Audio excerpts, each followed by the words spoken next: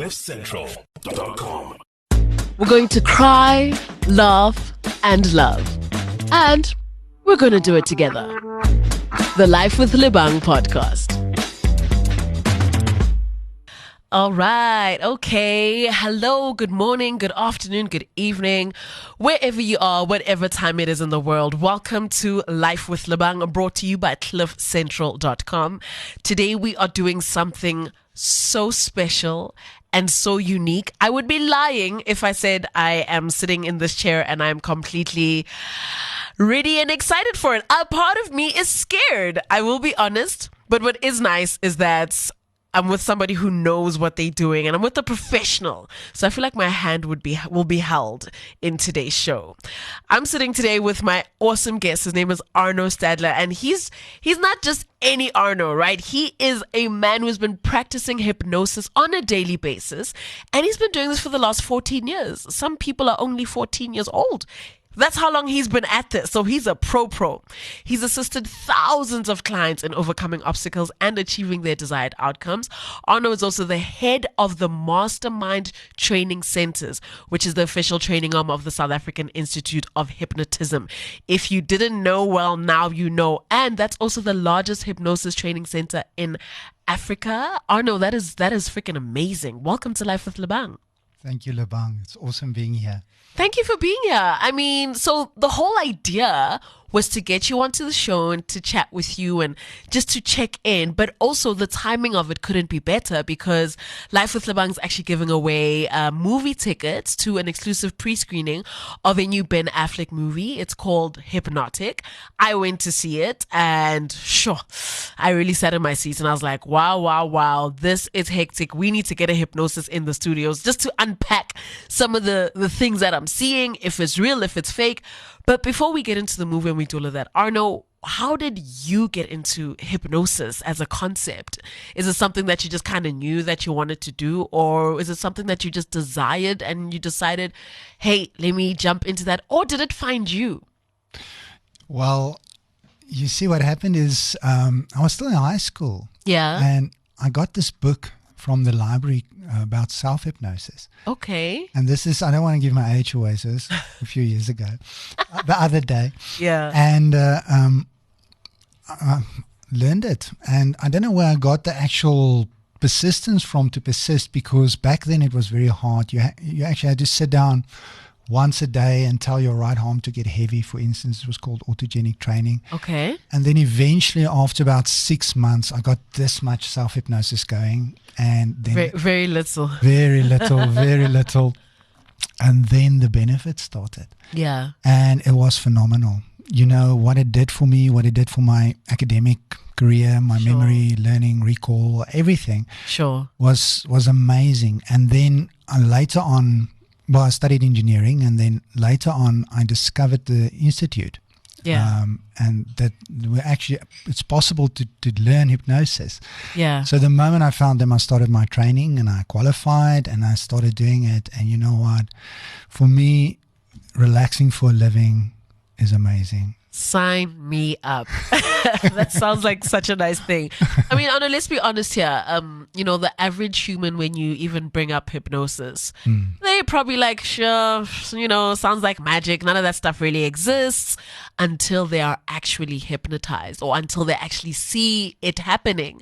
I remember being in high school and we had gone to the drama festival, and there was a hypnosis, and he was just picking people from the audience, and he said, who feels like being hypnotized today? A bunch of people put up their hands, and I watched grown men and grown women eating onions and thinking that those onions are apples. Yeah. And man, they were enjoying them.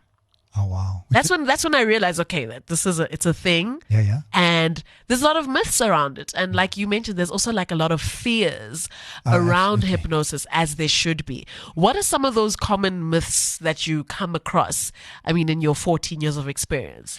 Well, unfortunately, and we are going to talk about the movie just now, but unfortunately the media, when they don't understand something,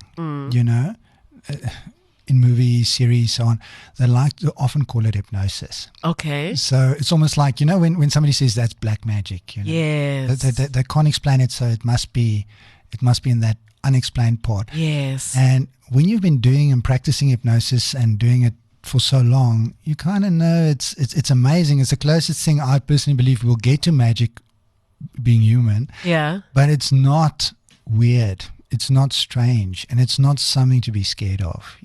People are often scared of what they don't know. True. Yeah. And yet what's happened is lately, over the last 5 or so years, and especially since COVID, it's almost like people have changed a little bit. Like a movie like this would, in the old days, would have made people more scared of it. Yeah. Now it's almost making them curious. Yeah. It's like, that's fiction, right? So where's the truth? It must be somewhere between. Yeah. Yeah. And that's what it's about. That's what it's about. It's actually a real thing. Yeah. It's just about understanding it. Okay. Exactly. So let's chat a bit about the movie. I mean, as I said, I saw it. I thought it was quite interesting.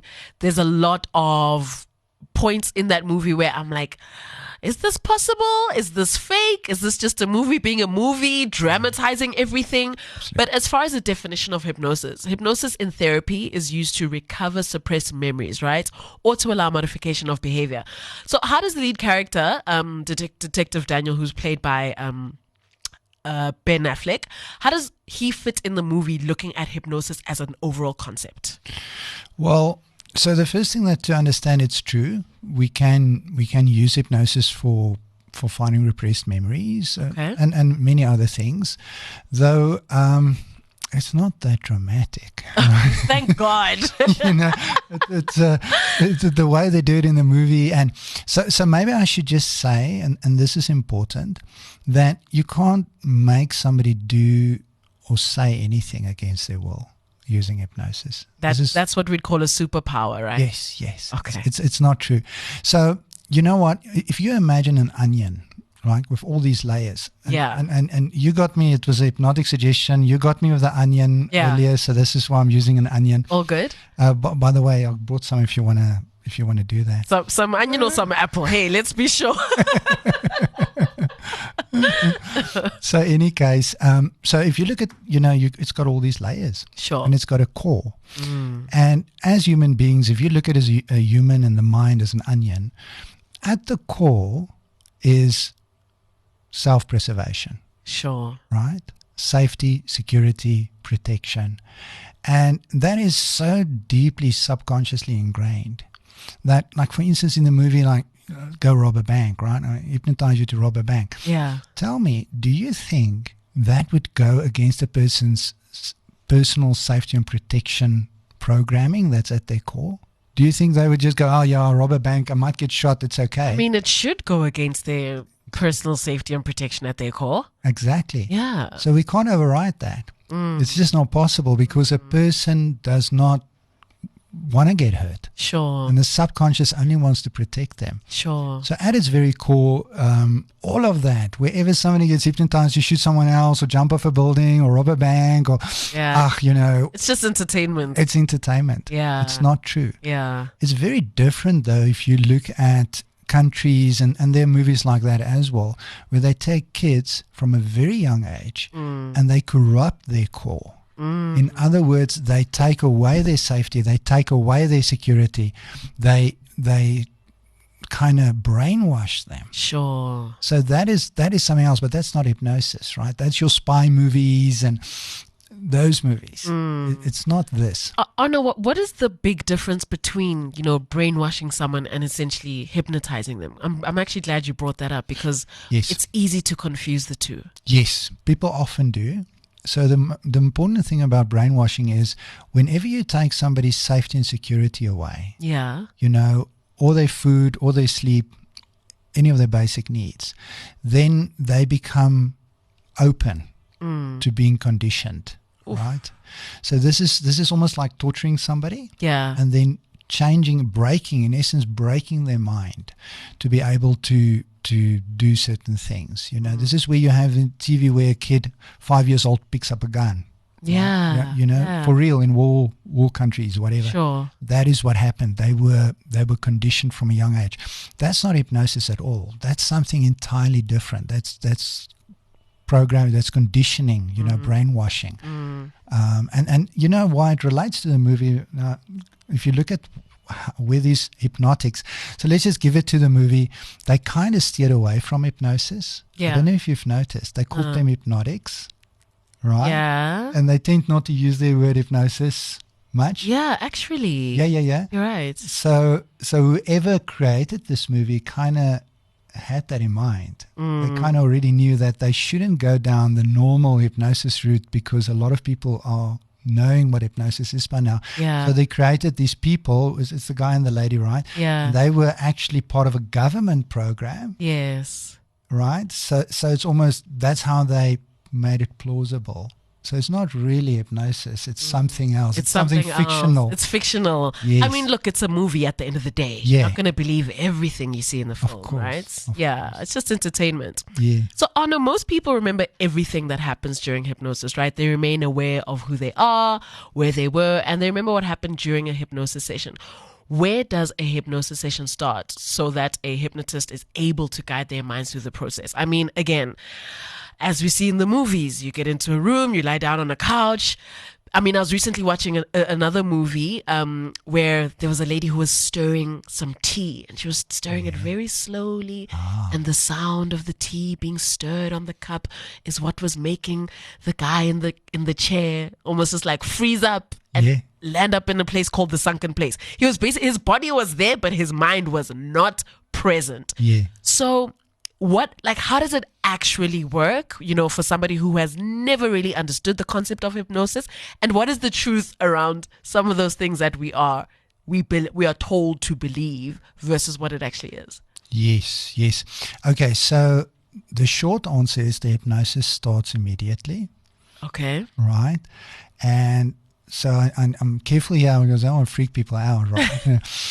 Like I'm sitting here like trying to pinch myself. Like, am I being hypnotized right now? Are you in the, what did you call it? The sunken place. The sunken, yeah. No, it's important to understand that in a hypnosis session, there's a place or spot we start what we call induction. Okay. Induction is a process of inducing hypnosis. But you know what? Hypnosis is a lot more complex than that.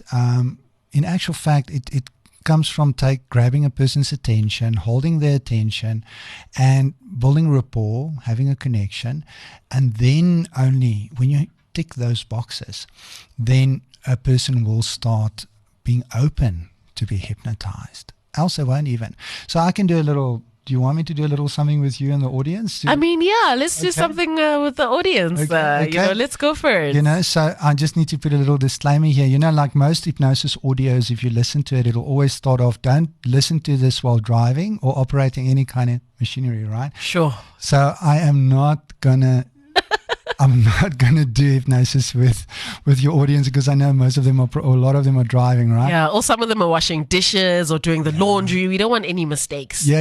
No? So I just want to show you, and this is one of the elements you need for hypnosis to take place. Okay. It is not actually hypnosis. So I'm not hypnotizing anybody right now. Okay. Right. So one of the things you need to do is you need to focus somebody's attention. So in the movies, and this is where most of the movies gets it right, like grabs a lighter or something, said, look here. Yeah. You see that? Yeah. So why do they do that? They focus their attention. Focusing on their attention is very important. And it's a step. So as I'm sitting here and you're listening to my voice and we're talking to everybody and we're enjoying this, right? Is it possible for you to become aware of your right foot right now? In other words, what does your right foot feel like? Maybe you're wearing a shoe, maybe you're not, slipper, whatever. Is it warm? Is it cold? Is it tingling? Right. So up to before I started that, did you even notice your right foot? And right now, where's your attention? It's on my right foot. Right? Yeah. So how easy was that for me to focus everybody's attention on something? Sure. So that's just a step, right? So obviously then there would be a next step, which I'm not going to do. Yeah, no, please let's. I think step one is a nice, comfortable place to land. Now we get it. Yeah. So it's getting the attention. Yes. And then honing in on that. It's an important step. Yeah. Another famous one that's often used is like, do not think of a pink elephant just now. What happened? Right? So, Yeah, got you, didn't I? I just thought of a pink elephant. Yeah. Right. So can you see how you can actually focus attention by using what we call a negation. So by negating it, you cannot not think of a pink elephant. You have to think of it in order to take it away. Of course. Right. And this is very commonly used in politics, you know. Hey, it must be. Because sometimes I'm just listening to people that I know are lying to my face. Yeah. And we just continue to believe them. It happens. Yeah. It happens. So, Arno, is it possible for hypnotists to control their clients or their immediate circle to do what they want them to do? Like you've kind of touched on a little bit about how to do it. You just gave us some nice examples. But Yes. if you have a mission and you want to get somebody to think something or do something, is it possible, yes or no? Let's bust this myth once and for all. Have you seen sometimes you buy some tech and then it's got a disclaimer with all this fine print that nobody reads. We cannot confirm or deny this. No, I'm joking, right? So it no, it's not. You can't actually control people. This is movies. This is just not true. But you can if you become affluent in hypnosis, you know what you're doing, you can actually become a much better communicator. Okay. Which means your odds of getting people to follow what you want goes up a lot. So if you're a boss, you've got some employees, you want to motivate them, you want to get them to enjoy their jobs and get results. One way of doing it is being rude and telling them, do this, do that. You know what? You're going to get a lot of resistance. They go, yeah, I don't like this boss. And then they do their work like half. They'll do like bare minimum. Yeah. But if you know hypnosis and you know how to communicate properly, you can actually motivate them in a way that benefits them. Sure. So coming back to our onion story, if you want somebody to change a behavior, if you want them to stop smoking, lose weight, get rid of their road rage, be nicer to their kids, whatever, right? Those things are possible for us because deep down, this is what everybody wants. So it's just unearthing what's already there. Yeah, exactly. And just like focusing on what already exists versus inserting something that's not there.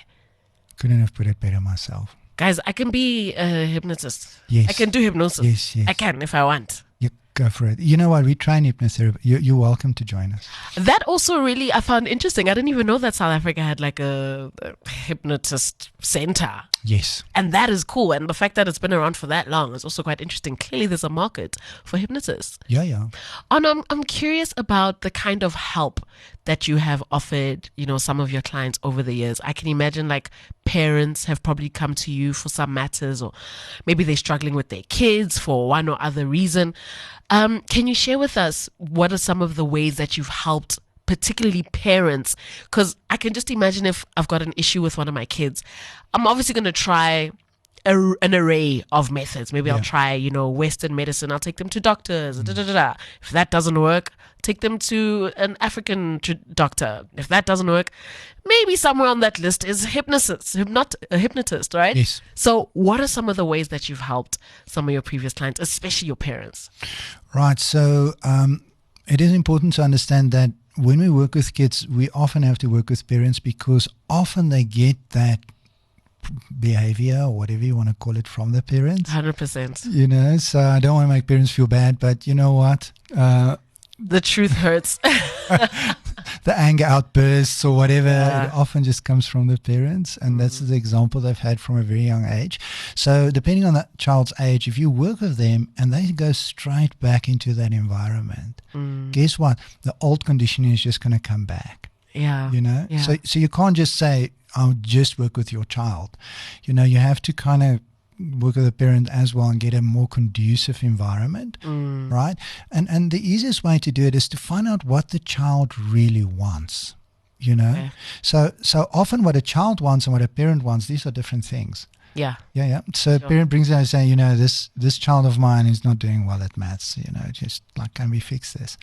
And then nice, you say, okay, let me speak to little Johnny. right? Yeah. And now you speak to Johnny and find Johnny doesn't care about maths. The first thing that comes out of his mouth is why? Why do I have to do this stuff? I'm not going to use it in my life, right? So now, okay. Now you go in with hypnosis and you bump up or clash against that belief. It's not going to work. Johnny is not going to listen to you. So you speak to him and find out, what do you want? And he says, you know what, I want to get better at my soccer or my cricket. And you say, okay, let's do that. And you help him with cricket, and suddenly he's just doing great and he's doing amazing. And guess what? He comes back and he says, well, now I'm doing great at cricket. I guess we can work on some maths. Sure. I get it. It's an overall thing, right? Yes. Sure. So now I know who to go to when my kids are struggling with with certain subjects and I don't understand why. But what you said about the parents also participating in the therapy essentially is so key, because a lot of the parents want to remove themselves from what the child is experiencing, and they believe that it's a child-facing thing, whereas what the child is experiencing in the household, they're experiencing it because of you as the parent. So there's a bigger thing to be said about that. You know, if you're taking your child in, you're also going in. If you're ready to go into the sunken place, just be prepared. Absolutely. Let's talk a little bit about the ethics of hypnosis. I mean, again, some would say this is not an ethical medium. How dare you? Blah, blah, blah, blah. Where do the implications become questionable as far as your work goes? Actually, again, it's not as dramatic as it looks on the movie and how people... remember, we've all got this ethical compass built in. So we know wrong from right, you know. We've been in society, we've grown up, and we've got that compass, that programming inside all of us. So if a hypnotist, and I'm not saying, you know, there are hypnotists that's doing it, so I'm just making this up like a imaginary hypnotist. If a hypnotist now did anything unethical in their practice, like they try and hypnotize somebody to, I don't know, rob a bank or something. Yeah. You know what? That ethical compass of that person will kick in. And that person, their powerful subconscious, remember the core of the onion to protect them? Sure. It'll come up and say, no, sorry. Not doing this? I'm not taking this suggestion. And the person will either reject those suggestions altogether, or they'll just come out of hypnosis, right? So the ethics is actually not such a big thing as people may think, because we all have ethics. We all have inner guidance system that's helping us do things in life that's right. Sure. Right? Having said that, you do need ethical hypnotherapists, because if somebody doesn't have proper training, we always say the worst thing that can happen is nothing, right? So now you have somebody out there, they don't have proper training, they're charging, people are coming in, they're doing fake hypnosis, and nothing's happening. You know, now, I mean, that's not ethical, right? That's like, people are not really getting help. For me, it's about making difference in this world. Of course. Right? I love that. Yeah. Okay. Let's talk a bit about the movie again. I know that when I was watching it, the part that really made my heart soar was the fact that, you know, this character, Detective Daniel, his child just went missing. Yeah. As far as the movie develops, his daughter is there 1 minute and gone the next minute. What methods of hypnosis, what methods do hypnotists use to help heal the pain and anxiety of what their clients are going through? I mean, this is, I would say it's a bit extreme, you know, like it's a movie, you know, I've lost my child's gone missing, I'm going to go to a hypnotist. Eventually, maybe. But in the case that a parent has tried everything and they can't find their child and they don't know what to do, how would you help us? How would you help me if I was your client and these are my needs? Yeah, absolutely. So it's important to understand, and I think you've mentioned already, is what is an immediate problem? In other words, a recent trauma. Yeah. So recent trauma is not in the scope of practice of a hypnosis practitioner. Recent trauma, they need to go to a trauma counselor. Okay. Right? That's something else. Yeah. But this is something that happened in the past, and they are trying to deal with the emotional after effects of the loss or the breakup or whatever happened, right? So when it comes to that, we help somebody and we connect them to their powerful inner mind, their subconscious mind, and we hold the space where they can find their own healing. And there's a whole bunch of different techniques that we use. And I think one of the ones that's probably most entertaining, so I use that, as an example, because, we are on the radio, Yeah. is something that we call part therapy. So, you go to a restaurant, like you go for breakfast, you go to Wimpy or wherever, and then there's a part of you that says, you know what, I want the coffee. And then the adult part, and then there's like a child part that comes up and says, I want milkshake. And then you go, well, what do I want? Like a cartoons of a little devil and angel sitting on your shoulders. You get that a lot of people on a diet.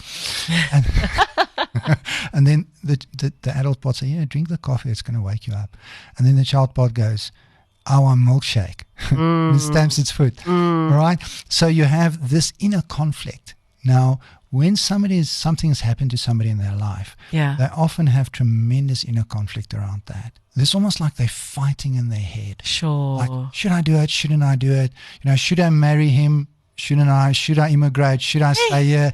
You have this constant conflict going on back in their and head. forth, yeah. And it's almost like when there's a strong emotional underlying reason for that, what happens is that this conflict starts using a lot of their energy.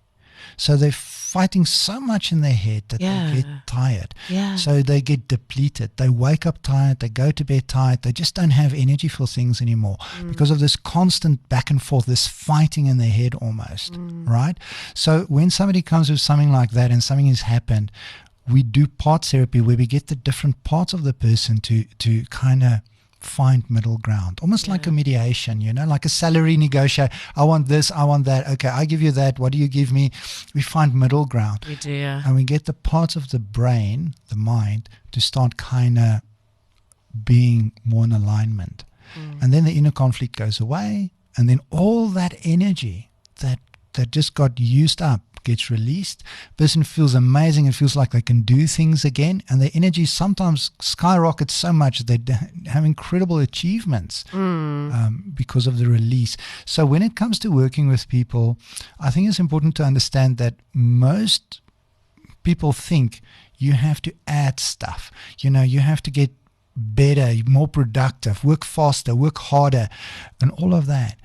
It's not true. You only have to release all of these resources that's been held by faulty software. If you release that, this person's capacity skyrockets. So we all have the capacity. It's simply just a case of freeing it up. Like you have a computer and it sits over there and you just put some software on it and suddenly it just goes so slow. Or like after a few months, it's like you click and it takes 5 minutes for something to happen. That's faulty software in the background that's chowing all the machine, the computer's resources. Yeah. And as we grow up, we've got all of these faulty software developing. And they're running here in the back and they're using all your capacity. And eventually, life starts getting hard. And then a person says, you know what, I need a break, I need a holiday. And when they get a holiday and they get out of all these normal stimulus, all these triggers that triggers the faulty software, they go, I feel amazing, I feel better. And after about 3 weeks or so of that, they feel rested. And then they come back 5 minutes in, the boss, the employees, the this, the that, those programs activate again. And then the energy depletes. Arno, how do we live our daily lives not in that place of energy being depleted based on unnecessary software that we no longer should even be interacting with? Like, give me tips on how to live that life, because that's the kind of life that I feel like we should be living. Absolutely. How do I do that? Well, the best solution is to go and see a hypnosis practitioner. I happen to know a very good one. Oh, do you? Does his name happen to be Arno? Yeah. Really, that guy? Yeah. Actually, I know a lot of them that we've trained. And that would be my first recommendation, because that is obviously the most powerful or the fastest way to resolve those things. But if you want to start on your own, you can actually learn self-hypnosis. So you can learn to start connecting with your own powerful subconscious mind and start resolving some of the things that's holding you back. You see, most people, they don't know this, but they're almost like an athlete that's running with these massive weights on their legs. Sure. And it's just dragging them down. And then they kind of, people get hard on themselves. Yeah. And they start they're almost like rude. If you talk to your best friend the way you sometimes talk to yourself. Oh no, I wouldn't have a best friend anymore. Yeah, exactly. Yeah. It's we get hard and we just kind of almost beat ourselves up. And when you beat up yourself like that, you actually beating up your subconscious mind, which is like a child. It's your inner child. Yeah. So the first step is to start making friends with yourself. It's just start like, okay, that didn't go as planned, but it's okay. We'll try again. It's fine. It's not like the end of the world. And people get so harsh on themselves, and they go for perfection. So if they get 99%, it's not good enough. It needs to be perfect. Guess what? Perfect's not easy, right? So kind of ease up. First off, ease up on yourself. Give yourself a break. Give yourself a chance, and then consider something like self-hypnosis, which is very similar to meditation in a way. Yeah. And with self-hypnosis, what you do is you actually start programming yourselves through something called affirmations, self-suggestion, Yeah. to start releasing some of those limiting things and start going for the things you want in life. I recommend the Institute's website for more info. Yeah. That was actually going to be my final question, because the way life is set up, time just keeps moving. If somebody's listening out there right now and they want to contact you directly, or they just want to find out more, can they get you on social media? What's the website? How do they connect with you? Absolutely. You can just go to the website, hypnotherapy.co.za. Just make sure it's not the .com version. It must be the COZA, hypnotherapy.co.za. Or they can go Facebook, SAIH. Find us over there. Lots of information, lots of detail. Email addresses are on there, contact numbers, everything you need. Lovely. Sure. So if you have that inner conflict, start with self-hypnosis, right? There we go. I love that. Thank you so much, Arno Stadler. Hypnosis. And he's been doing this for 14 years. And I don't know if I got hypnotized in this episode, but I feel like I didn't. But I definitely did learn a lot about hypnosis as a theory, as a concept, and essentially how it can change your life and make you a better parent, make you a better person, live better and freer. So if you are listening and you're feeling moved and inspired, then absolutely, definitely do check out the website that he mentioned. Connect with him. If you want to find out more, you can do that online. Thank you so much for listening to Life with Lebang. CliffCentral.com